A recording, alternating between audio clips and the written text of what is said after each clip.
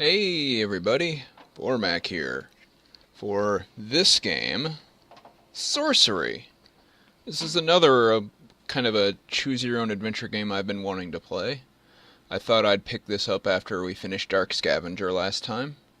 There's 3 parts to this. The first game is the first 2 parts, and then there's the third game. I've never beaten this.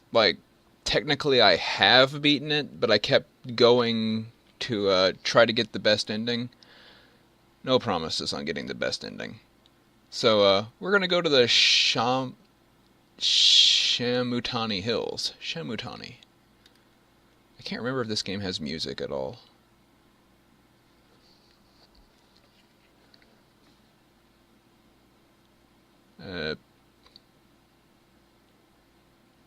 No, we're just going to start a new game. Oh yeah, definitely has music.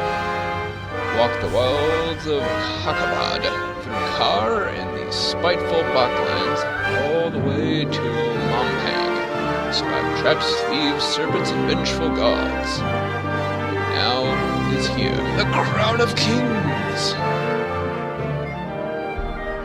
Said the crown was never forged, only found by Shana, the reformer, the lowly foot soldier who became emperor of the Eastern world. Such is the power of the crown. The air around it crackles with influence. Should we take it or wait? Let's wait a second. Crown sits unguarded on a pedestal of light. For so many hardships, can it really be so simple? Or is this yet another deception? Sure enough, as soon as you think it, the image of the crown begins to flicker. Turn around to see something approaching. It's a trap! You startle yourself awake. You're alone, exhausted, in a little hut in the outpost settlement. Your unimaginable journey has not even a single step begun. That's a heck of a trap. Hi, Angel.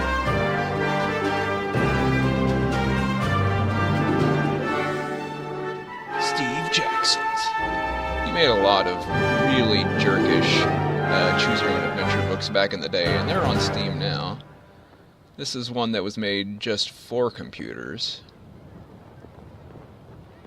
So, all this stuff will make sense later. We're going to click our character to continue. It's sunrise. You dressed, breakfast on bread and goat's milk, yum, and collect and pack the pack and sword from beside your bed. Let's test the blade. Pause and test the blade against your thumb. The blacksmith has done well. The edge is keen and draws a narrow line of blood. Outside the hut, you hear the outpost settlement stirring to life. Let's pray for luck. Taking a moment before you go to close your eyes and raise a prayer to your spirit guide. This morning, it has the form of a panther. But what will become once your journey truly begins? A great calm descends on you. See, that's panther. It changes as we go. And it has different things. It does different things as it changes. The time then to depart. You lift back the flap of the hut and step out into the early morning sunshine. Into the outpost settlement. Gotta draw a line to the flag. And really, it doesn't matter what kind of line you draw. It could be whatever sorts of nonsensical path. There is no time limit. So,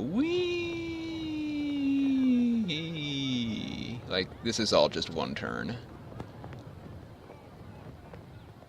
I'll try to be more straightforward. I just wanted to demonstrate that because it amuses me so. Eyes follow you as you leave your hut and walk towards the great Shamutani Wall. Shamutani Wall. The frontiers people of this tiny settlement are well aware of your mission. Hi. Turn to them and bow. Some smile in reply, but are too afraid to approach. Others make gestures of protection. You are going beyond the wall, so they believe you to be cursed. A man is waiting in the path to the Kentopani Gate, the final doorway between Analand and the wilds of Kahabad. You recognize a sergeant of the Sightmaster warriors. He holds out his hand. Fancy. I like that staff. It's got a feather. Hey, how's it going? Greetings, Sergeant. He touches his forehead with 2 fingers. You are almost ready. I have for you a gift from the king. 24 gold pieces. It's all we could spare at this time. Let's take half. Take the big bag, count out half the coins, and return the rest. The king will need them should I fail, you declare. You choose a harder path, but I respect you for it, the side master replies. You must collect your spellbook if you wish magic to aid you, and should you wish to practice your swordplay, I will go one last round with you. Points his staff towards a training ground. That's where we were. Let's go to the training ground and learn to fight. What to the sergeant to the training ground. He wraps the base of his staff in leather. Ready my sword. To begin, the sergeant says, we will practice stances. First, defend yourself against me. Defend, stay to the left.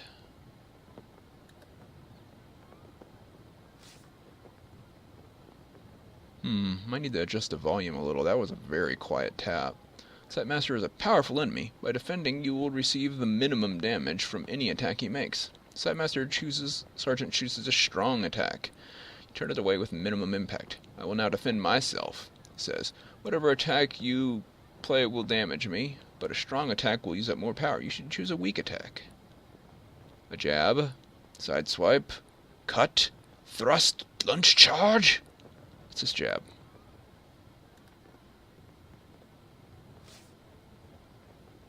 Swing a weak attack, rushing the Sightmaster who is defending. Good choice. Stronger attack would have wasted more of your power. I will defend myself again, he says. Defend yourself. The Sightmaster also defends himself. No one is hurt and both of you have more power the next turn. Next attack will be one of my strongest, he declares. If you perform a full attack, you may overpower me, but otherwise you had best defend yourself. Oh, we will, because we have 19 stamina and you have 3. So at most, I think you could do 3. So let's just maybe let's just throw out 8.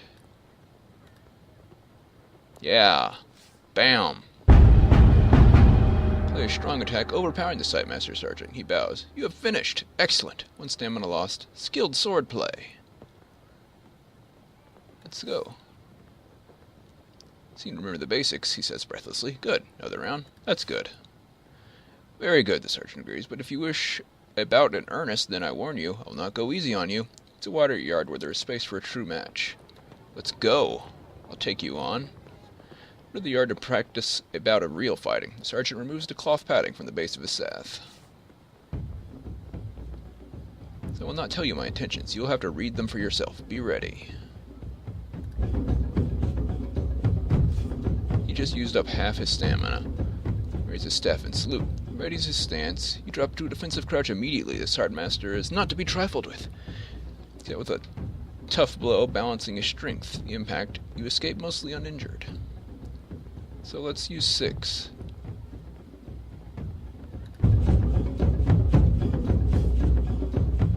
Time to attack. You rush forward with a deep, heavy slash, but his own move is fast and careful. He's able to parry the worst of your strike. You've hurt him. You're strong, he acknowledges. His grip changed on the heels of his staff. He usually readies himself to strike again. He just used up a little stamina, so he has more for the next round. See, we used up this much. Now we defend. Fast crouch, and he tries a deep bash. But you duck. Fast work, he grunts. A simple jab. All the way in. Quickly, you sweep your sword across his body with a powerful force. But his strike is defensive. Turns away some of the force of your blow. Sightmaster shakes his head. Not bad, he grunts, clearly weakening. His eyes follow your shoulders. He is probably about to defend himself, whereas a strong hit would be wasteful now. It's a very weak jab. Aha. Cleverly, you read this intent and attack lightly, saving your energy, while still wounding him. His own weapon is raised in defense. He grimaces with effort. His breath begins to heave. He's struggling to stay upright. See him grow tense. He's ready for a strong attack. I don't think, since he just defended and did a weak attack, he's going to use a really strong one. Yep. That's more than I could have mustered. Thin, grim expression crosses his face, and it doesn't matter if he defends or not. Bam! Decent dueling. She rushed forward with a masterful slash. It's enough to finish him. Sightmaster throws down his staff. You have me, he declares with a grin. I'll take it. Gasping for breath, he bows to you once more. Very good, though you will need to protect yourself better out there. As he talks, a nearby healer hurries over the salve, and your health in the sergeants is quickly restored. Let's get my spell book. I'm going to need that. The hut, set slightly back from the others, is decorated with glyphs and strange symbols. A terrible smell emanates from its doorway. This is the hut of the chief mage. He has been preparing your spellbook for days, reading star charts to work out which spells will be available to you in the different locations in the hills beyond. Let's go inside. Lift the flap and go inside. The mage looks up at you with haggard, sleepless eyes, presses the book into your hands. Do you understand how to use this? Tell me. Each spell is crafted through the alignment of 3 stars. He begins. The spell Zap, for example, is by aligning Z, A, and P. But that's not important. What matters is the spell and what it does. Zap will give you control over lightning. Hot will create a fireball. Foff will create a force field around you. Tell me more. Law. Control the will of unintelligent beings. And the same stars but in a different alignment will create an invisible barrier. Thanks.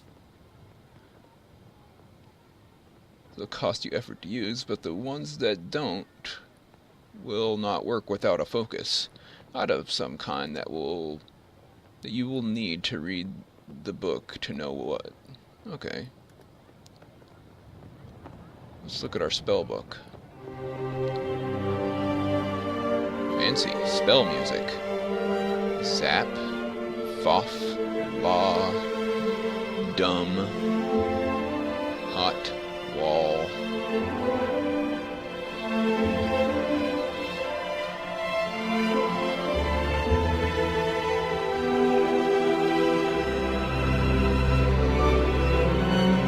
So we should look at these now because I don't think we can look at them in the heat of the moment. Big.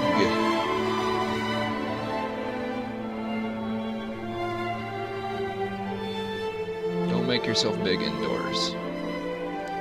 Requires a gold piece to use walk.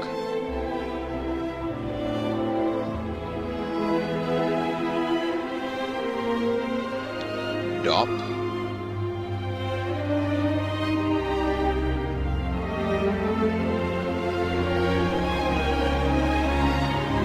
Does not open magical doors. And these are not always available. It depends on what stars are visible in whatever area we are at.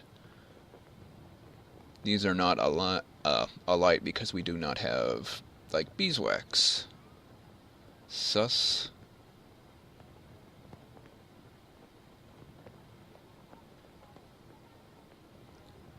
Six.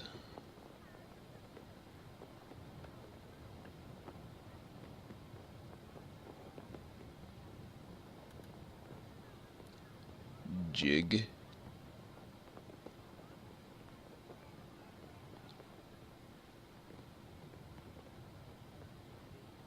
Gob.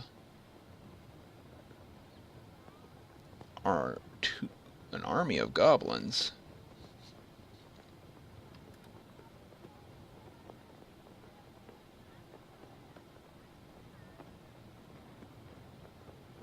Interesting.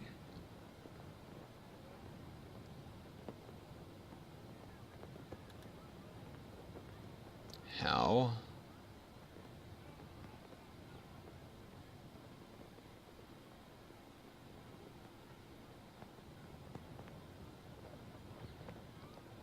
Little D-O-G.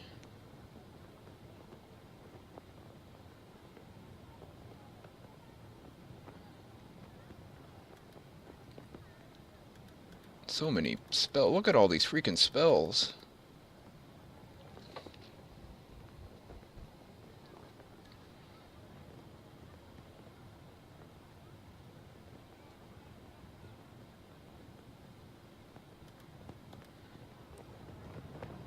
Let's get some rations, because we don't have any.